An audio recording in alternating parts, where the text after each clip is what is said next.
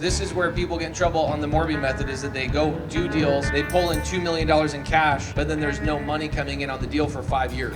I wouldn't do that deal. Even if I could sell it off parcel by parcel, right, replat it, sell it off to different developers to make money as I go. It's worth 1.3. It's actually sub 2. It's worth how much? It's worth. If he bought it for 900, what's it worth? 900.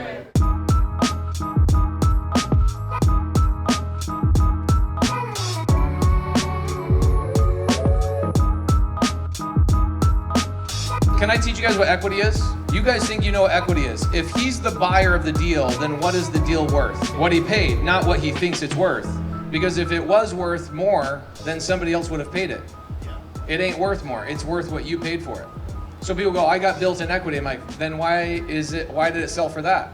Oh, because I got a great deal on it. No, you bought it at what it was worth because you were the only one willing to pay it that price. So even same thing with like a fix and flip, people go, I'm getting a great deal. And I'm like, no, you're making it a great deal by flipping it.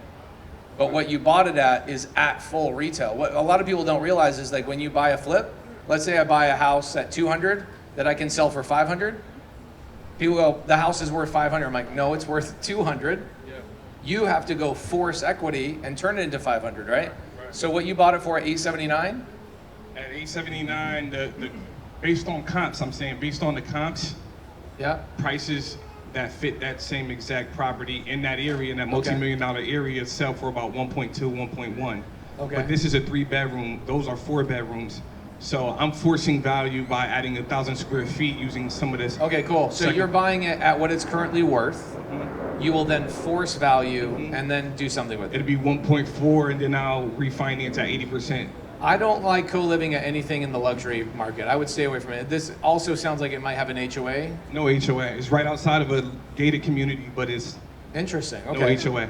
Cool. My advice, and take it for what it's worth. I hear you. I might not know. I don't know everything. Okay? Yeah, it's not your deal. It's not your deal. I get it. It's a deal I got a few more. It's a deal I would run away from. Yeah, pitch me. So I got a $7.5 million land deal. 7.5 million. 30 minutes from here. What's the type of deal? Apartment?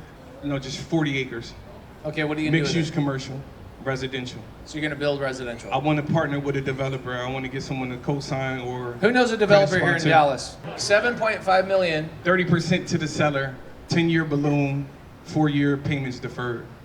Okay, so normally when I'll do a big land deal like that, I give the seller no money until I have permit. Would the seller be willing to do that? I'm pretty sure. If you can get the seller to say no payment until permit, like right now, in about an hour and a half, I'm gonna drive to a car wash I have under contract, and the seller is letting me build the car wash, refinance it, and then pay him. So there's a way to maybe do that, is instead go, seller wants 7.5 million, it's a lot of money, right? And what's also not doing so well right now in real estate? Single family homes. We have the slowest real estate market on record in like 25 years in the single family space. I mean, RV parks are on fire, mobile home parks are on fire, a whole bunch of things are on fire, but single family, if you're not doing co-living and you're doing new builds, especially a whole community, that will take you probably 36 months to build that. You're gonna put out 30% cash to the seller. No, this is commercial resident. It doesn't have to be single family. Okay, so what would you build? Mixed use residential, so it could be high risers, it could be. Okay, cool. So we're talking about a 5 to 7 year project. Okay, so that means that whoever's putting the 30% down has got to have 30% locked up in dirt for a couple of years until you get a permit. Then you're going to go vertical, and it's going to take a couple of years to build it. So but there's no money locked up. There's 2.7 million coming back if I get a 66.65%. But don't you have a seller ARD. that has a mortgage payment that you pay them every month? They have no payments. They own it outright. Okay, so you're getting. So it's a Morby with cashback. It's a cashback. I get that, but if it's a Morby deal, that means that you have a first position lender. Oh yeah, exactly. That's so that means you got a monthly payment for the next 3 years without having anything. So for me personally, I would stay away from that. Even if the 2.7 mil covers it. This is where people get in trouble on Morby methods. You'll see people doing a Morby method strategy. For people that don't know what Morby method is, it's not seller finance, it's not subject to, it's not a lease option, it's not a wrap, it's not any of those things. This is where Morby methods get really problematic, is because it's the most overpowered creative finance strategy on the planet, and you get paid to buy anything you want. Yeah. And in some situations, get paid $2-3 million. Yep. And so where people can get in trouble and then give me a bad name is they're using creative finance as, well, I use a Morby method, I get paid 400 grand to buy this deal, but now they have monthly payments, and then they bail on the monthly payments when they run out of their 400 grand. So for me, I would rather go to the seller and go, hey seller, and I would do a partnership with him. I'd say, I'm gonna go build this. Here's my plans, here's who I'm gonna sell it to, here's the person that's gonna develop it, but I wanna give you no payments, and I don't wanna do anything with this until I have permit, and then I'll start making payments to you. The Morby method is nice, you can make $2 million, but there's no cash coming in on that asset to cover those payments. This is where people get in trouble on the Morby method, is that they go do deals, they pull in $2 million in cash, but then there's no money coming in on the deal for 5 years. I wouldn't do that deal. Could you? Even if I could sell it off parcel by parcel, right, replat it, sell it off to different developers and make money as I go? Here's a hard, fast rule for me on Morby method. If there's not active income coming in on the deal, I will not do a Morby method. It's problematic. Here's why. Everything's fine until somebody gets a big chunk of money, and then next month they have a payment. I've already been involved with deals that are Morby method. What do these people do? They take the 400,000 they just make and they go, oh, I have no recourse. I'm just going to walk away, and then they walk away from the deal. Okay. So I wouldn't get involved. If it was me, I would structure a novation with the seller, but that keeps the $2.7 million out of your pocket, which you're going to go do this deal anyway, and you should. I just might. I think I can make it work. I think I got a couple strategies to make it work, Okay, and I cool. think if there's somebody here who is willing to do it, I'd love to still have the conversation. Here's what I'll do. If you're gonna do a Morby method on the deal, I'll be your private money lender on it for the transactional lending for the 24 hours you need the money. Okay. I'll do that for you, and then I'm out of the deal, and I make a transaction fee. I'm cool with that. I'm gonna need it, so that's Yeah, great. bring it. I'm happy to do it as long as I'm not 2%.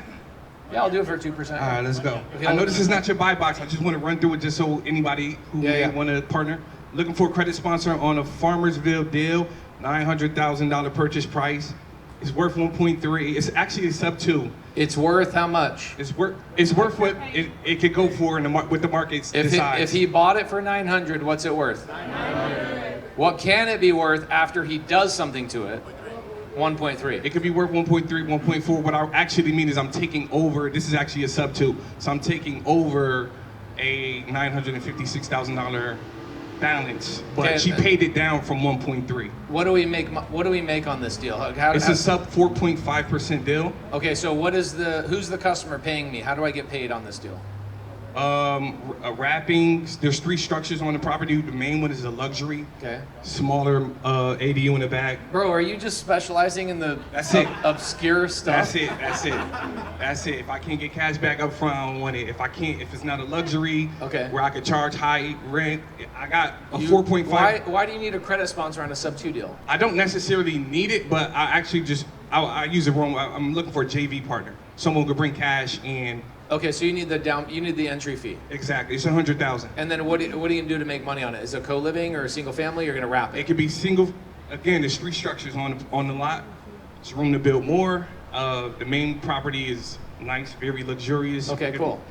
It could be assisted living, luxurious, sober living. It could be a number of exits. Okay, cool. I'm writing a book. The name of the book is Zero to Hero. It's the only book that I've ever known about that takes real characters, and the characters are the ones writing the book based on what I teach them and what they apply. Okay, so the whole book is about these characters with impossible situations, or at least what they believe is impossible. The first person I chose had to be completely broke. I was blessed by an email from a homeless lady named Maddie a year ago that said, I've been on the streets for 4 years, substance abuse, physical, mental, all the things. My husband was murdered, all the worst things you could imagine. And within 90 days, she's now an owner of a property. She's co-living that property, and she's doing great. She's done 30 deals in 12 months. The next person I'm helping is somebody who is physically incapable. That's another excuse I hear from people. So these characters are people with excuses, right? Do we all have excuses? What's the excuse that most people in here use?